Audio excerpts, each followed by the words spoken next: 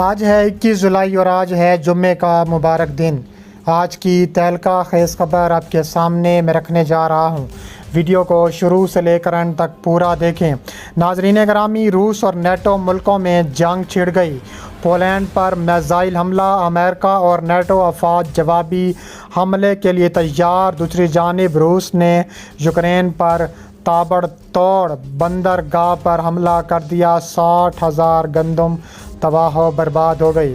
Video کی تفصیلات میں آگے بڑھنے سے پہلے ہماری ویڈیو کو لائک کر دیں، چینل کو سبسکرائب کر کے بیل آئیکن پر ضرور کلک کر دیں۔ ناظرین گرامی، روس اور یوکرین کی جنگ میں نیٹو ملک بھی شامل ہو چکے ہیں۔ پولینڈ پر میزائل حملے، امریکہ اور نیٹو افواج روس کے خلاف کھلے میدان میں آ گئی۔ تفصیلات کے مطابق پولینڈ میں میزائل حملے کے بعد پولینڈ کا روس کو عبرت کا نشان بنانے کا اعلان۔ پولینڈ میں روسی خفیہ عسکری ایجنسی کے لیے کام کرنے والا اب تک کا سب سے بڑا جاسوس کا نیٹ ورک پکڑا گیا۔ پولش وزیر دفاع ماریز بلاسزاگ نے سرکاری ریڈیو سے گفتگو کے دوران بتایا کہ پولینڈ میں موجود روسی جاسوس نیٹ ورک کو پولش امور داخلہ کی مدد سے پکڑا گیا ہے۔ اس نیٹ ورک کے قیام کا مقصد پولینڈ کو عدم استحکام کا شکار بناتے ہوئے سابقہ روسی سلطنت کی پیش رفت کو ممکن بنانا تھا، جو کہ ایک خطرناک کارروائی تھی۔ پولینڈ کے خلاف کسی قسم کے خطرے کے امکان پر کہا کہ ہماری حفاظتی ایجنسیاں روسی اشتعال انگیزی کے خلاف مصروف عمل ہیں۔ ویگنر گروپ کی بیلاروس میں موجودگی بھی ہمارے لیے بڑا خطرہ ہے، جس کی وجہ سے ہمارے قومی کمیٹی برائے سلامتی امور نے بڑا فیصلہ کیا ہے۔ اس کے علاوہ روس اور نیٹو ملک آمنے سامنے ہیں۔ روس کی جانب سے نیٹو کو خطرناک نتائج کی دھمکی دے دی گئی ہے۔ اس کے علاوہ روس نے کہا ہے کہ نیٹو پر کسی بھی وقت حملہ کرنے کے لیے تیار ہیں۔ اس کے علاوہ فن لینڈ کی نیٹو میں شمولیت روس نے بڑا انتباہ جاری کر دیا۔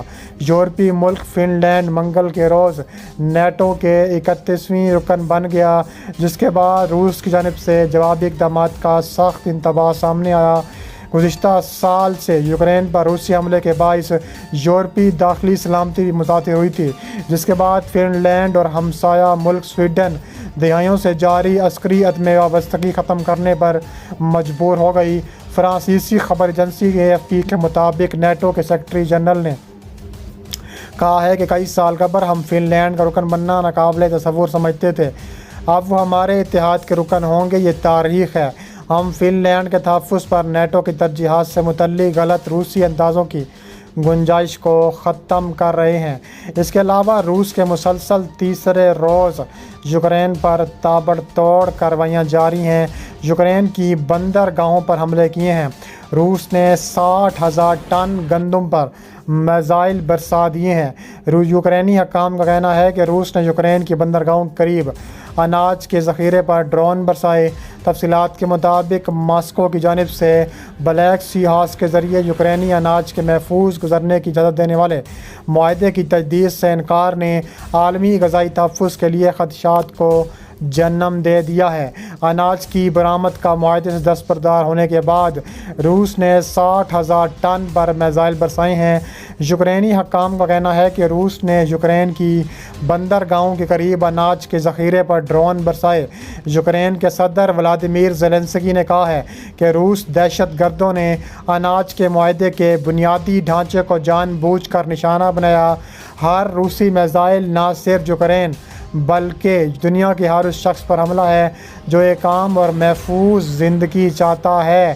یوکرین کی فضائیہ کا کہنا ہے کہ روس نے اوڈیسا کے مقام میں بنیادی ڈھانچے اور فوجی تنصیبات کو نشانہ بنانے کے لیے 63 میزائل اور ڈرون داغے ہیں۔ ان میں سے 37 کو مار گرایا گیا ہے۔ روسی حکام نے پہلے ہی خبردار کر دیا تھا کہ بحیرہ اسود کی بندرگاہوں سے اناج کی ترسیل خطرناک ہو سکتی ہے، جبکہ روس کے صدر نے کہا ہے کہ مغرب اناج کی ڈیل کو بطور بلیک میلنگ استعمال کر رہا ہے۔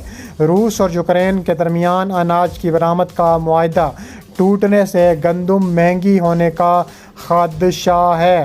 یاد رہے کہ روس کے دستبردار ہونے کے بعد یوکرین کو بحیرہ اسود کے راستے محفوظ طریقے سے اناج برآمد کرنے کی اجازت دینے والا معاہدہ باضابطہ طور پر ختم ہو گیا تھا۔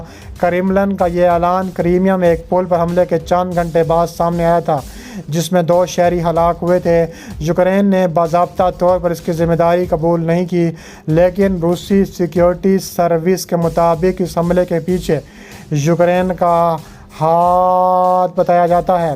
یوکرین کے صدر ولادیمیر زیلنسکی نے مغربی اتحاد سے روسی حملوں کا مقابلہ کرنے کے لیے مزید میزائل شکن نظام کی فراہمی کی اپیل کر دی ہے۔